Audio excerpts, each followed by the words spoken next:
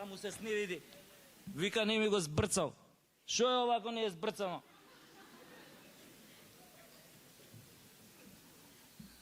Се извинуем.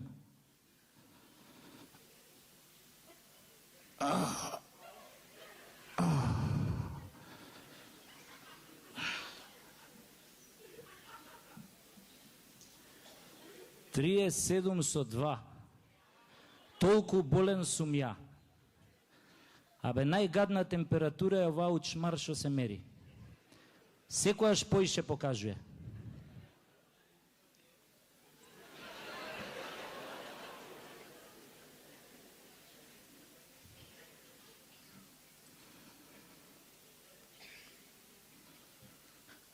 Абе, се ме боли, баш кај имам некој чуден вкус у устата, а ич не ми сиде по доктори. Абе, да нима некој доктор тука у салава? А? Ај, кренете рака да видам кои се доктори.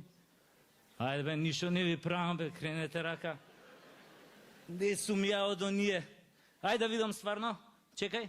О, машала, бајги ви мај. Да му е мерак на човек да припадне меѓу вас. Епа, да знаете дека од вас ме боли. Мислам, не од вас што сте тука, него од идење по доктори ме боли. Бел мантил кој ќе видам, ме боли. Кломпи која ќе слушнам, ме боли. Плаво картонче да видам, абе одма несвестица ме фаќа. Ми фали уште министерот за здравство и да си побарам јаже и да се обесам на една од оние врбине што Коце планира да ги засади у Вардар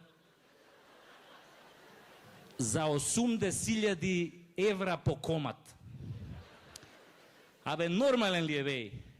Па толку невработен имаме у држава, болje да земе еден невработен, да го засади у Вардар, да му дае 200 евра месечна плата. Па нема таква врба на светот што ќе биде пожална од тој засадениот.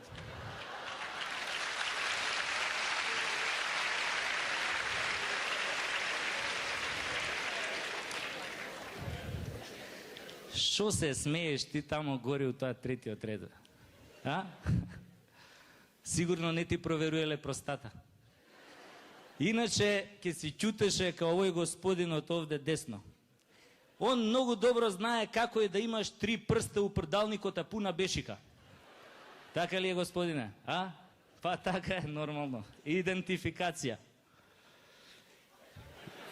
Ова... Инаку, приказнава што ќе ви раскажам, не е за лица над 50 години и се препорачува надзор од родител или старател ако се живи. А дека е вистина, вистина е жими мајка. Све почна на нашиот плоштад од еден сладолет од оние на топки, и тоа пред 5 години, кога плоштадот беше рамен као тепсија и кога беше без идоли, без револуционери, без лавои, без војни и така натаму и така натаму. Тогаш на плоштад се лижеше на раат. Денес кога лижеш на плоштад те гледаат 100 пара очи.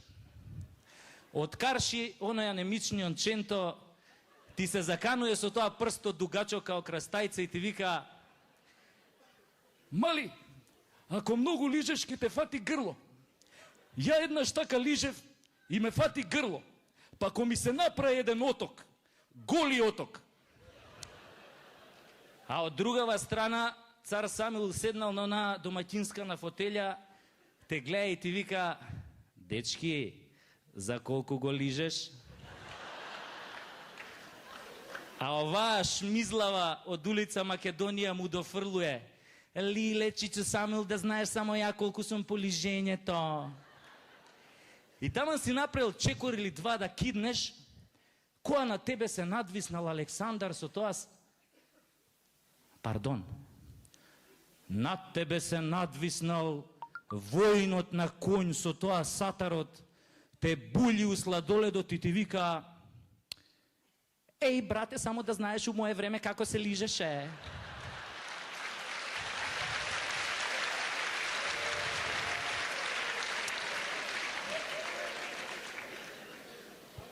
Па што имав едни генерали.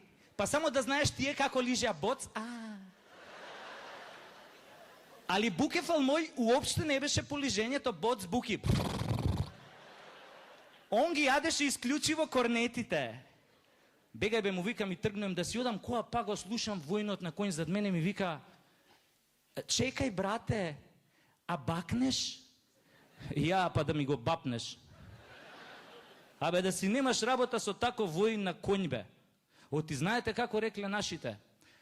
Подобро змија да те апне, отколку војнот на конј да ти го... Абе шо војнот на конј бе? Замисли конјот да ти го бапне. Шо мислите? Овие од општина Куратица. Кој дел од споменикот војнот на конј сакаа пред некој ден да го пренесат од Скопје у Куратица, а? Мислам, не ве лажам, не знам дали гледавте вести, вака пишуеше на Телопот. Курајчани бараат да се... Абе, жителиве на Куратица, возрастниве ги викаат курајчани. Се прашуjem како ги викаат децава, бе? Курајчанчиња. Замислете шо би било кога еден курајчанец би сретнал некоја долнодупенка.